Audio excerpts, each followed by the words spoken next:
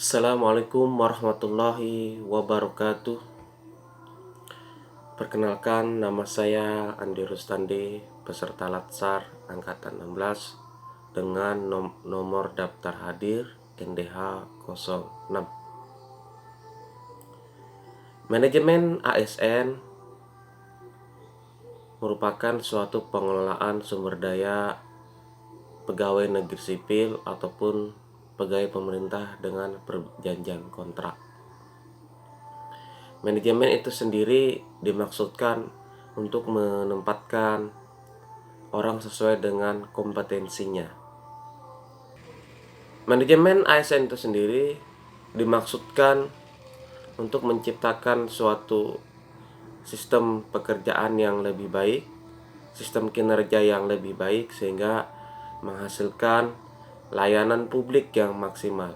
Di antara program-program manajemen ASN meliputi pengelolaan jabatan pimpinan tinggi, peran ASN,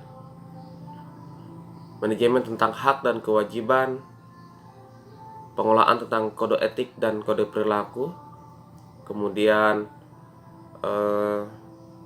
sistem merit dan pengelolaannya, kelembagaan dan jaminan sistem merit. Yang selanjutnya adalah manajemen PNS dan PPPK. Manajemen ASN itu sendiri itu juga mengatur tentang organisasi ASN. Yang di dalamnya ada pula sistem informasi ASN dan penyelesaian sengketa, baik itu antar ASN dengan stakeholder, horizontal maupun vertikal. Kedudukan ASN itu sendiri haruslah terlepas dari intervensi politik, kelompok, bahkan intervensi dalam dirinya sendiri untuk melakukan suatu tindakan yang tidak menempatkan kepentingan umum di atas kepentingan pribadi.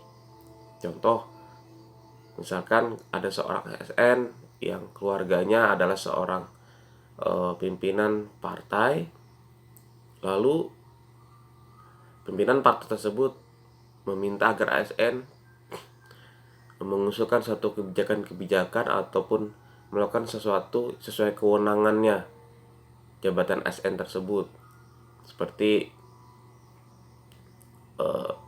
berpolitik di tempat kerja. Jadi tidak boleh hal itu terjadi. Kedudukan ASN selanjutnya itu tentu tidak boleh menjadi anggota ataupun pengurus partai politik, karena netralitas pada diri ASN itu adalah suatu hal yang mutlak. Lalu fungsi ASN itu sendiri ada pelayanan publik. Pelayanan publik tentu ini adalah untuk melayani masyarakat dengan penuh dedikasi, karena sebagai abdi negara harus netral, tidak diskriminasi, agar pelayanan dapat merata. Fungsi ASN selanjutnya yaitu tentang perekat dan pemersatu bangsa. Jadi ASN tidak boleh melakukan suatu tindakan yang misalkan menonjolkan sukunya sendiri, agamanya sendiri. Harus merangkul semua masyarakat. Jadi tidak boleh ada unsur SARA dalam pelaksanaan fungsi ASN. Fungsi ASN selanjutnya adalah pelaksana kebijakan publik. Ini adalah suatu komando lurus dari pemerintah yang dijabarkan dalam rencana program jangka panjang, menengah maupun pendek, sehingga cita-cita pendiri bangsa, cita-cita penyelenggara negara dapat terdistribusi, dapat dilakukan secara merata. Selain fungsi itu sendiri, ada juga namanya peran. Nah, peran ini adalah lebih kepada manfaat dan apa yang harus dilakukan. Peran ASN itu sendiri ada namanya perencanaan, yaitu perencanaan program pemerintah, perencanaan kinerja dan sebagainya. Kemudian ada pelaksanaan, itu pelaksanaan dari perencanaan yang telah dibuat. Lalu ada juga namanya pengawasan, yaitu untuk mengawasi apakah pelaksanaan ini sudah sesuai dengan perencanaan yang telah disepakati sebelumnya. Ada juga sebagai tugas umum pemerintah. Tugas umum pemerintah yaitu seperti komando garis lurus, ya, lalu sebagai pembangunan nasional. Nah, jadi peran ASN ini mendorong pembangunan nasional. Selanjutnya adalah pelaksana kebijakan dan pelayan publik, ya, tentu pelaksana kebijakan pemerintah dan yang diintegrasikan dalam pelayanan publik.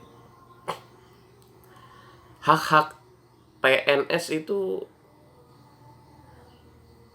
ada berbagai macam, diantaranya ada gaji, tunjangan, insentif, ya, kemudian cuti, ya, kemudian jaminan pensiunan, lalu perlindungan kesehatan, hukum, dan lain sebagainya. Lalu pengembangan kompetensi ialah bagaimana ASN dibentuk agar terus meningkatkan kompetensinya agar menghasilkan kinerja yang lebih unggul. Nah, internalisasi manajemen ASN dalam diri seorang PNS maupun pegawai pemerintah dan perjanjian kerja, yaitu kita harus bersikap netral, ya,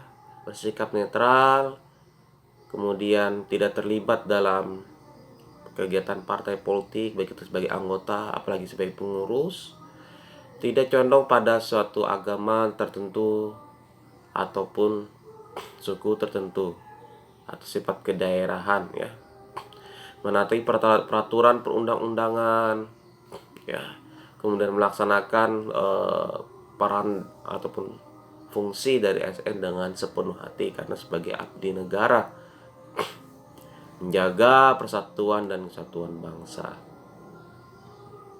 Dan